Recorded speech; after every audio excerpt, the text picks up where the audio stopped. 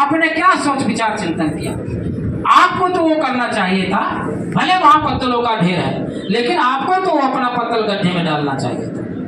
लेकिन अभी आप यही नहीं जान पाए, यही नहीं जान पाए। परोसना है बराबर आपको, हमको आपको पता है। गुरु महाराज ने कहा भोजन में, पत्तल में भोजन कभी बेकार नहीं करना चाहिए, एक एक दाने के लिए। और आगे ऐसा समय आएगा कि नाली में एक दाना पड़ा रहेगा, पहले उस दाने के लिए झगड़ा होगा, मार काट होगी, और मार काट इतना होगी कि कोई नहीं बचेगा, जो एक होगा और फिर उसी नापदान के उसे दाने को उठा करके और वो खाएगा।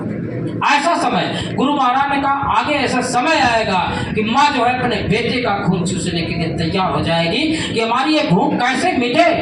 भूख इतनी जालिम है क्योंकि इसी में आज प्राण है, अन्न में ही प्राण। तो उस दाने के लिए गुरु महाराज ने बताया, लेकिन क्या हम लोगों ने सीखा? जितना पाए उतना ले लिए, जितना खाए उतना ले लिए, और बस इधर फेंक दिया, उधर फेंक दिया, एक एक दाने के। अरे प्रेमियों, सेवा लेने जो लोग जाते हैं उस सेवादार से पूछिए, न्याय पंचायत का हमारा जो जिम्मेदार है, जिस समय सेवा लेने के लिए जाता है और किस तरह से अपने दिल दिमाग को पहले मजबूत करता है, पहले मजबूत करता है कि हम जा रहे हैं भैया जी के यहाँ, बहन जी के यहाँ। पहला तो उसको ये होता है पता नहीं मिले कि ना मिले, बड़े सवाल उसके दिल दिमाग पर, पता नहीं मिले कि ना मिले। जब पहुंचे तो कोई तो आपको ऐसा मिल जाएगा कि अगर जरा से आँख की ओट हो जाए तो कह दे कि नहीं है आज, कहा नहीं है। ऐसा है हम लोगों के साथ, हम ही सेवा लेने कभी जाया करते थे, घर में है सेवादार, घर में है वो गुरु बहन, और जब सेवा लेने के लिए आए बच्चे कह दिए और कि घर वो इस समय नहीं है। क्या ऐसे अनामी महाप्रभु स्वामी जी महाराज जी ने दुनिया की ऐसी अमोलक दौलत हमको आपको दी, जो सतयुग त्रेता द्वापर में और प्रेमियों कितने जन्म जन्मांतर में हम उस दौलत को ना पाए, और उस दौलत को गुरु महाराज ने हमको आपको बख्शिश में दे दिया। और बदले में गुरु महाराज कहते हैं कि आप थोड़ी सी सेवा, वो भी किसके लिए? अपनी जीवात्मा के लिए, और उसके लिए भी आप है वो अपने किवाड़ बंद कर लिए, कह दिए घर में नहीं। आप क्या दे सकते हो? क्या दे सकते हो गुरु महाराज को? 10 रुपया, 20 रुपया, 100, 200, 1000, 2000 में आप गुरु महाराज को प्रेमियों खुश कर लेंगे? रुपए पैसे से अगर खुश करने वाले होते तो टाटा बिरला और ये बड़े बड़े पूंजीपति गुरु महाराज के पास अल्लाह करके गुरु महाराज को खुश कर लेते। अरे प्रेमियों, हमारे गुरु महाराज तो देखो दृष्टांत है। जब यही नाम योग साधना मंदिर बन रहा था और एक सेठ पूरा अटैची भर के रुपया लाया और कहा बाबा जी ये तो भी नजराना है, आप इसको स्वीकार कर लो, और मंदिर में जितना करोड़ रुपया लगेगा उस मेरा रुपया सब पूरा रुपया होगा। गुरु महाराज ने कहा अरे सेठ जी आपके रुपये की कोई जरूरत नहीं है, अगर ये रुपये से बनना होता तो बहुत पहले बन जाता। हम तो अपने छोटे छोटे जो हमारे बच्चे हैं और इनकी मेहनत की कमाई का 1 रुपया, 2 रुपया, 10 रुपया, 20 रुपया जो देंगे अपने पसीने की कमाई से, जिस रुपए को कमाने में पसीने की बूंद गिरती है प्रेमियों, वही और पैसा हमारे परिवार को फलेगा फूलेगा, वही पैसा हमारे और संगत को फलेगा फूलेगा। जिस पैसे में किसी गरीब की आह निकल जाती है, जिस पैसे में और किसी को तकलीफ हो जाती है, और वो पैसा ला करके अगर आपने अपने परिवार के बच्चियों को खिलाया, उस पैसे से अगर आपने संगत में सेवा दे दिया तो न आपका भला होगा और न संगत का भला होगा, संगत का भला भी नहीं होगा। फिर गुरु महाराज इसीलिए मंदिर में लिखवा रखा है कि इसमें मांसाहारी शराबी और कृपया अपना पैसा न चढ़ाए, लिखवा दिया गुरु महाराज ने कि ऐसा पैसा उसमें नहीं चढ़ना चाहिए। गुरु महाराज ने हमारे आपके लिए भी कहा है कि जिस घर में बेईमानी का धन आ रहा हो, जिस घर में और पसीने से कमाया हुआ धन आ रहा हो, ऐसे लोगों को दुख तकलीफ दे करके जो पैसा आ रहा हो, ऐसे लोगों के यहाँ भोजन नहीं करना चाहिए, भले वो नाम से लिया हो। क्यों? क्योंकि अभी वो पूरी तरह से सत्संगी नहीं हो पाया है, अभी वो पूरी तरह से गुरु महाराज को मान नहीं पाया है। अरे जिस नियम कानून कायदे को गुरु महाराज ने बताया है कि मेहनत ईमानदारी के साथ अपना रोजी रोजगार करो, अगर आपने ईमानदारी को नहीं अपनाया है तो कैसे आपका काम चलेगा, कैसे काम चलेगा? तो प्रेमियों, वो बहन जी उस पत्थर को ले जाकर के जब फेंकने लगी, सामने सेवादार खड़ा था और उसने देखा तो उसका नियम था। वो नियम किस लिए खड़ा था कि हम आपका पत्तल देखेंगे और पत्तल साफ बाहर जाएंगे, पत्तल साफ नहीं तो अंदर रहेंगे। ये सेवा उसको मिली। देखा एक पत्तल साफ, कहा ठीक, कहा ये दूसरा, कहा ये हमारा नहीं, कहा बहन जी देखो ये बात ठीक नहीं, ये तो आपके हाथ में, ये तो आपके हाथ में, ये किसका है? कहा ये दूसरे का है और वो चला गया। तो कहा आप क्यों लाई? दूसरे का है तो आप लाई। कहा भाई गंदगी पड़ी है तो उठाना हमारा धर्म है। तो कहा ये तो आपके हाथ में है, हम तो मानते हैं कि आपका है, हम तो मानते हैं कि आपका है। तो कहा फिर यह है कि नियम यह है कि इस गेट से बाहर वही जाएगा जो पत्थर पूरी तरह से साफ किए होगा। तो ये जो भोजन है ये अब आपको खाना पड़ेगा, ये भोजन आपको खाना पड़ेगा। अरे कहा ये हमारा नहीं है। कहा इससे काम नहीं चलेगा, आपके हाथ में है, आपको भोजन करना पड़ेगा और दोबारा जा करके आप इसको डाल भी नहीं सकते, क्योंकि ये हमको आपको नहीं सिखाया गया है और कि हम लोग जो है कूड़ा करकट फैलावें, ये थोड़ी हमको सिखाया गया। हमको तो ये बताया गया कि हम उठावें। वो मिन्नत करने लगी, प्रार्थना करने लगी। कहा बहन जी मिन्नत प्रार्थना से काम नहीं बनेगा, ये भोजन आपको करना पड़ेगा। बेचारी बड़े घरों की, अब वो तो केवल अपने स्वभाव बस, अपनी निर्मलता बस, वो तो पैदल आई थी, बहुत बड़े घरों की थी। अब उन्होंने जूठन को देखा था, जूठन ही होती तो काम चल जाता। इसमें तो कितने और लार उसमें भरी हुई है, उसकी लार भरी हुई है, जूठन भरी हुई है, और ऐसे भोजन को खाने के लिए कह रहे हैं। बेचारी जब मिन्नत से नहीं माना तो रोने लगी। आपको भी रोना आ जाएगा क्या? ये नियम बना हुआ है। आप तो बिल्कुल जो गेट पर खड़ा होगा तो उसको तो बिल्कुल धक्का ही मार के चले जाओगे, धक्का मार के चले जाओगे। बड़े बड़े सेवादार बन के खड़े हो गए। तुम नहीं जानते हम कौन है? तुमको नहीं पता है हम कौन है ये? लेकिन वो बेचारी रोने लगी। कहा बहन जी हम क्या करें, हमको ये सेवा दी गई है कि गेट के बाहर वही जाएगा और जो पूरी तरह से पत्थर साफ करेगा, और हम अपनी सेवा में कोई कमी नहीं कर सकते। अगर हम आपको जाने देंगे तो सेवा की चोरी हो गई, सेवा की चोरी हो गई, हम आपको जाने नहीं देंगे। बहन जी बेचारी रोने लगी और रोते रोते वो समझ गई कि सेवादार पक्का है, जाने नहीं देगा। और अब वो रोते हुए और उसी भोजन को खाना शुरू कर दिया, जिसमें जूठन थी, जिसमें लार थी, और उसी को खाना शुरू कर दिया रोते रोते।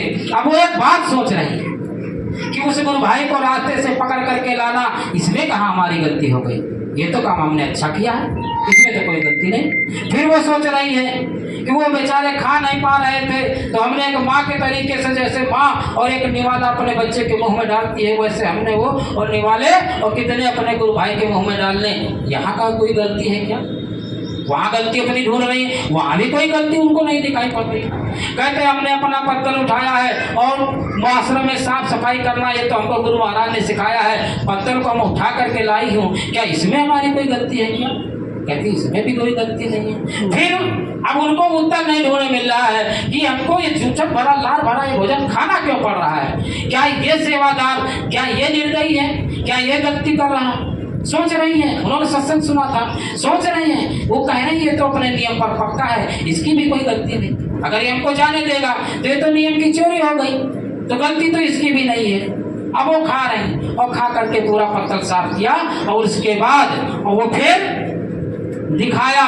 गुरु भाई ने देखा, कहा बहन जी हमको माफ करना और हम तो हमारी यही ड्यूटी है, अब आप जा सकते हैं। दोनों पत्तलों को जा करके फेंका और फेंकने के बाद अब सीधे उनकी नजर में गुरु को उन्होंने, क्यों? अब हम गुरु महाराज से पूछेंगे कि हमको इतना बड़ा दंड क्यों मिला, हमको इतना बड़ा दंड क्यों मिला। अब वो सीधे गुरु के पास पहुंच गए। गुरु महाराज से कहा, गुरु महाराज आप सब कुछ जानते हो, आप तो अंतर्यामी हो, आपसे बात कोई छिपी नहीं है, लेकिन फिर भी हम कहती हैं, बताइए हम जब रास्ते जा रहे थे और उस लकवा मारे हुए और उस सत्संगी को हमने हाथ पकड़ करके सहारा दिया, वहां तक पहुंचाया, क्या इसमें हमारी कोई गलती? जब वो भोजन नहीं कर पा रहा था, हमने उसको भोजन कराया एक बा के तरीके से, क्या इसमें कोई हमारी गलती?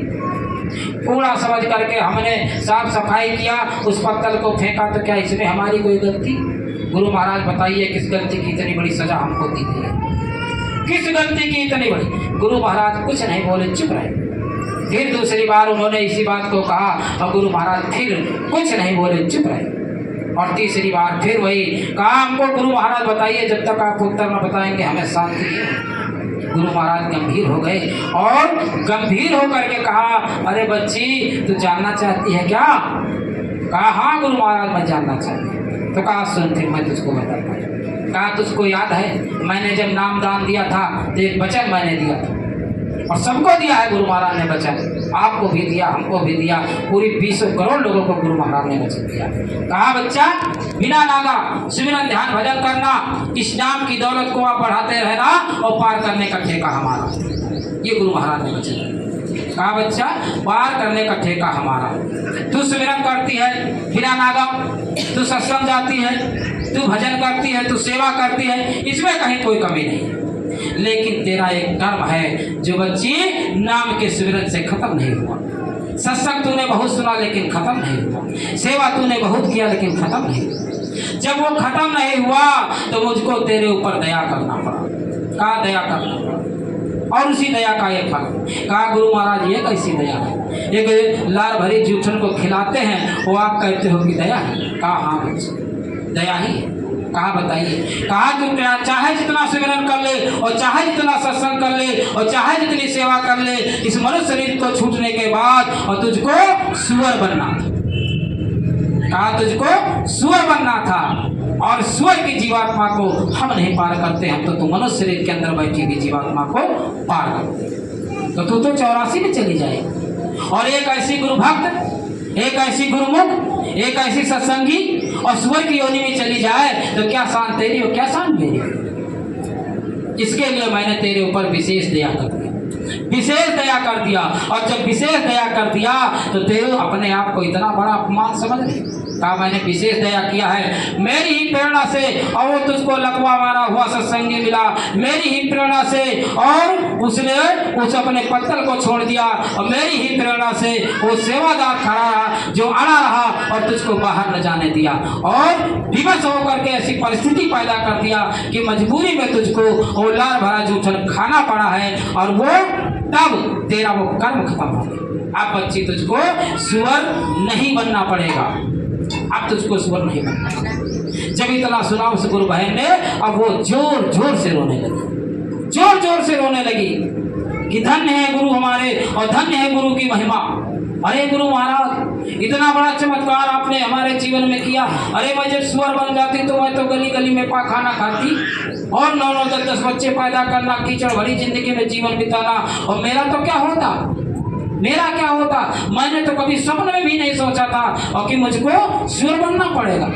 और तुम आपने इतनी बड़ी दया की और दया करके वो अपने केवल एक गुरु भाई की जूठन को खिला करके और आपने और सुअर की योनि से हमको मुक्त कर दिया। फिर गुरु महाराज बहुत बड़ी आपकी दया, बहुत बड़ी दया है। और प्रेमियों इस तरह से और उस गुरु बहन को शांति मिली। हमारा आपका जीवन पूरा गुरु की दया पर निर्भर है, गुरु की दया पर निर्भर है। सुबह से लेकर के और सोने तक और सोने से लेकर के जगने तक 24 घंटे गुरु महाराज हर पल हर क्षण हमारी आपकी संभाल करते हैं। अरे प्रेमियों गुरु महाराज तो हमारे भाव को ही समझ लेते हैं कि हमारा बच्चा क्या चाहता है और उसी भाव के मुताबिक और हमारे आपके जीवन में गुरु महाराज और दया की बरसात करते हैं, दया की बरसात करते हैं हमारे आपके भाव को। प्रेमियों इसीलिए हम आप कभी घबरावे ना। ये अपमान, ये गरीबी, ये बीमारियां ये थोड़े दिनों के लिए आएंगी और जैसे ही और वो काले बादल छटेंगे, वो कर्मों का बोझा खत्म होगा और वैसे ही हम आपके अंदर और फिर वैसे ही हमको आपको गुरु महाराज की दया।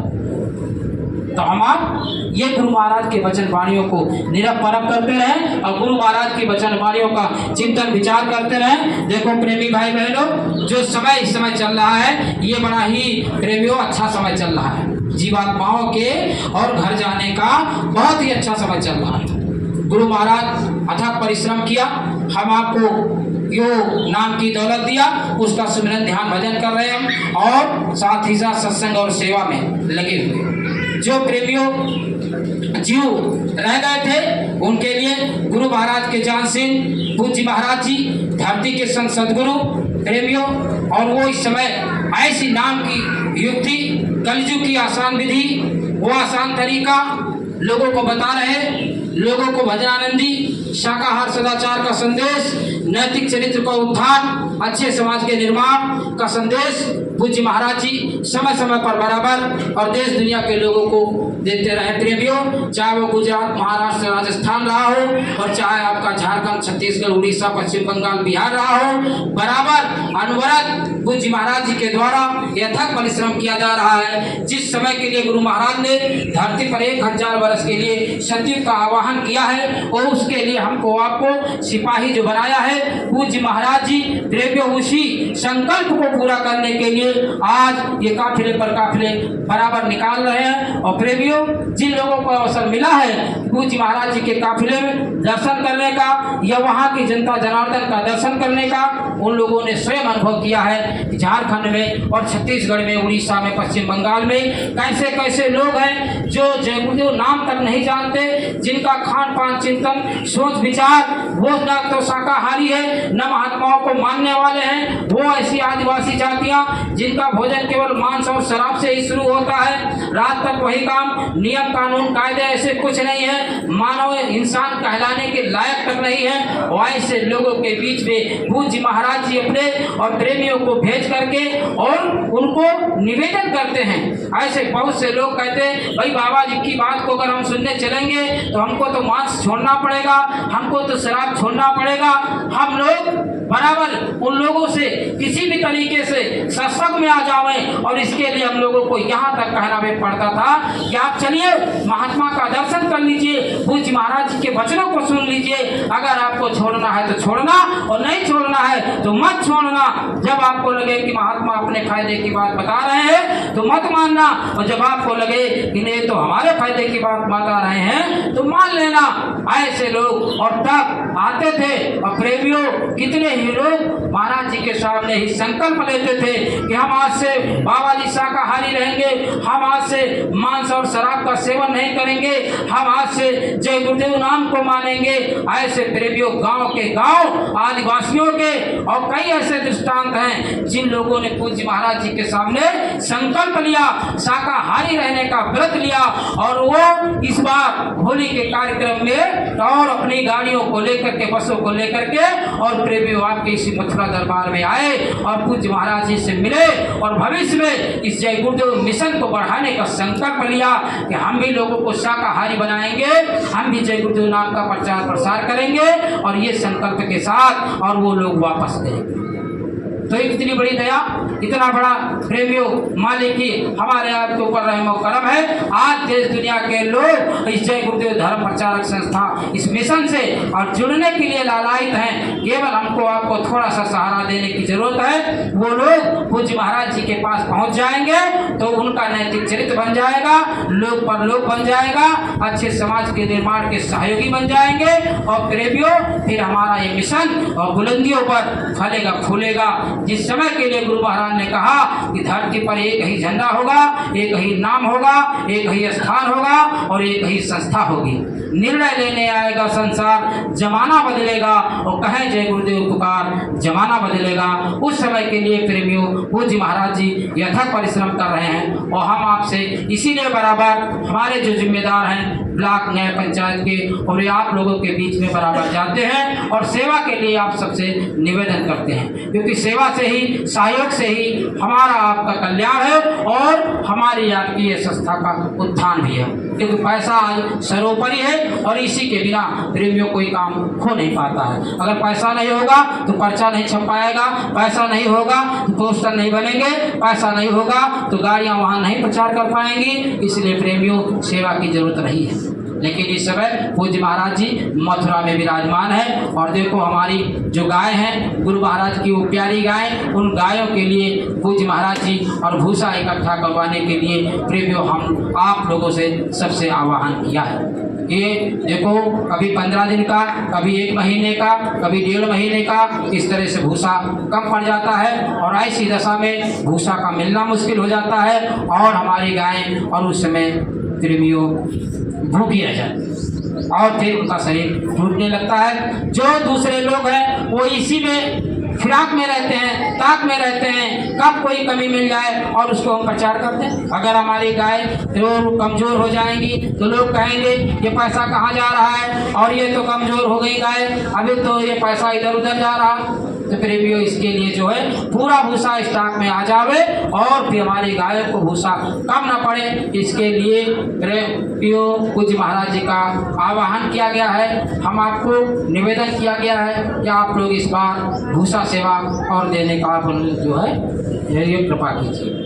भूसा सेवा हमारे इस लखनऊ जनपद पर 3 लाख रुपए की भूसा सेवा लगाई गई है। प्रेमियों ये 3 लाख रुपए हमारी इस संगत के लिए कुछ नहीं है। प्रेमियों हमारी ये लखनऊ की संगत जब कभी पूज्य महाराज जी के द्वारा स्वास्थ्य सेवा अस्पताल की 15 लाख रुपए लगाई गई थी और उस समय प्रेमियों हम लोगों के मन में कहीं न कहीं छोटा जरूर ऐसा भाव बना था कि 15 लाख रुपया हम लोगों ने तो कभी दिया नहीं है और इतनी बड़ी सेवा हमारी संगत कैसे देगी प्रेमियों। लेकिन पूज्य महाराज जी का संकल्प वो आप लोगों की मेहनत से, आप लोगों की सेवा से प्रेमियों, और फिर आपके इसी जनपद से और 25 लाख रुपया सेवा पहुंच रही प्रेमियों। जिस सेवा को 15 लाख रुपया बताया गया था और वो 25 लाख रुपया सेवा और जब मथुरा दरबार में पहुंच गई प्रेमियों तो वो तो काम आपने करके दिखाया।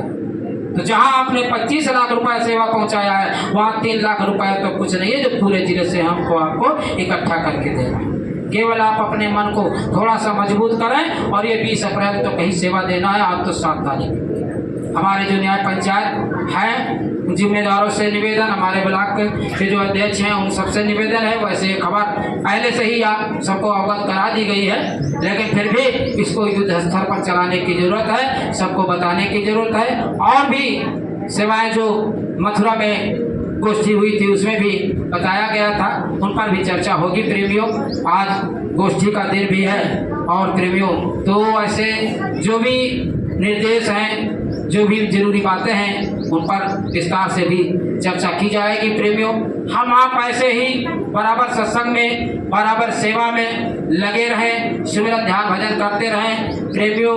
अपने आप को इस काल माया के देश से बचा लें। किसी प्रकार का झगड़ा, किसी प्रकार का गैर मनुष्य और किसी प्रकार का कोई निंदा चुगली बुराई में अपने आप को न फंसावें। गुरु महाराज ने